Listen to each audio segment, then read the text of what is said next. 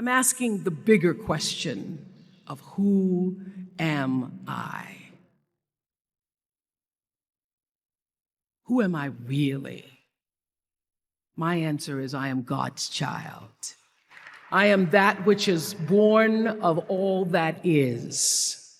I am, as Pierre de Chardin said, a spiritual being having a human experience, come trailing the breath of the ancestors yet, but trailing the breath of the angels. And understanding that because I am connected to the source of all that is possible for me.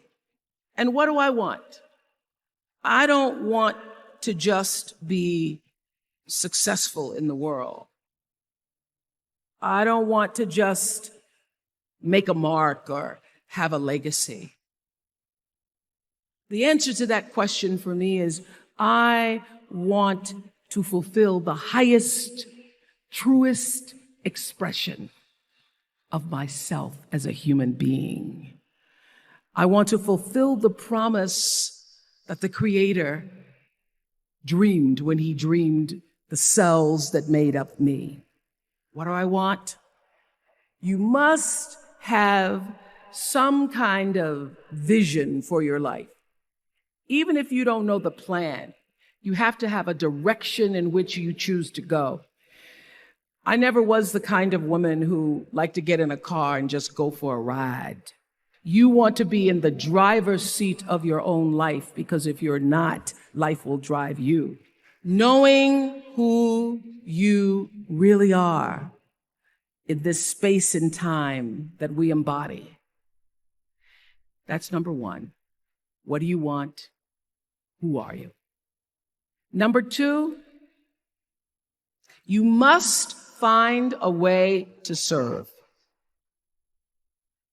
Martin Luther King said that not everybody can be famous, but everybody can be great, because greatness is determined by service. Now, we live in a world where everybody wants to be famous and where we admire people for just being famous. We think being known brings us value. The truth is, all of that will fade in time. Service and the significance that you bring to your service is that which is lasting. So to be able to, whatever your occupation or job or talent or gift is, our honorees today getting doctorate degrees, to apparently opposite fields, HIV and AIDS and the spoken word. But what they have in common is service, using the spoken word in service to community and the world, using your knowledge and information about HIV and AIDS and medicine in service to the world. And if you look at all the most successful people in the world, whether they know it or not, they have that paradigm of service. Service through medicine, service through art. Using whatever it is you produce, your product, as a way of giving back to the world. When you shift the paradigm of whatever it is you choose to do to service, and you bring significance to that, success will, I promise you, follow you. Be excellent.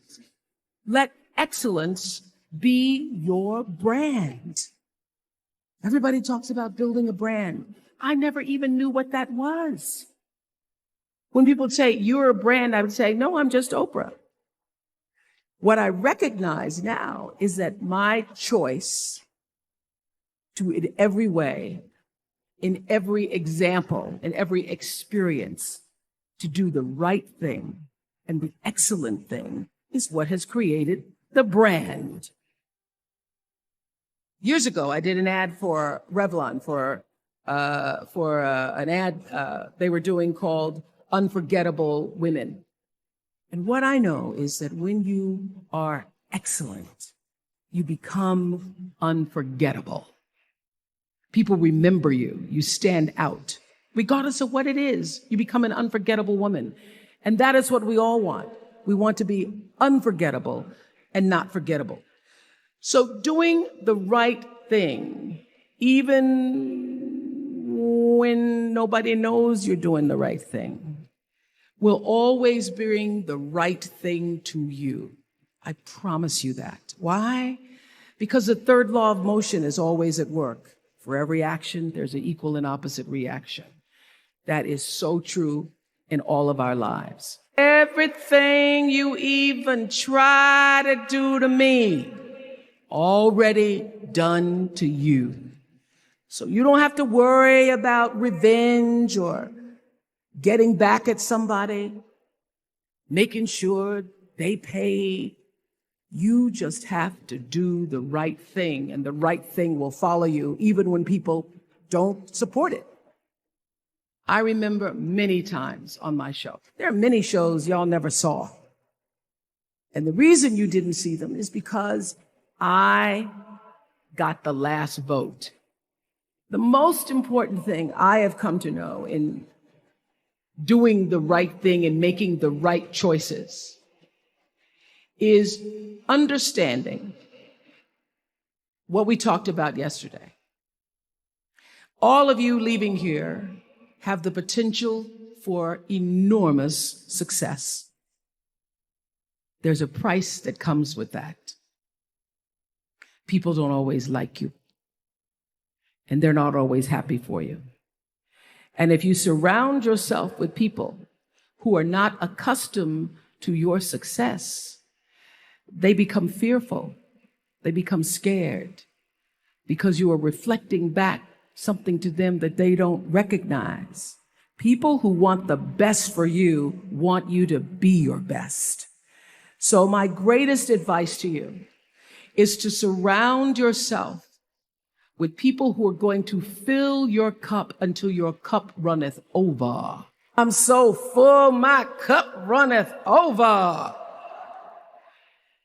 And to know that once your cup runneth over, you cannot spend your life with your gallon-size offerings, offering them to pint-sized people. You have got to surround yourself with gallon-sized people who can hang in the same company with you so that you're not offering your gallons to those little pints out there who can't hold it anyway. The biggest choices begin and end with you, your internal big questions. Who do I want to be in the world? My relationship to source energy, to all that is God, your experience of that which is all life, which is divine and universal, being connected and aligned with that. When you are tuned in and charged into that, whenever you feel empty, you go inside yourself and you connect to the source and you know that all things are possible.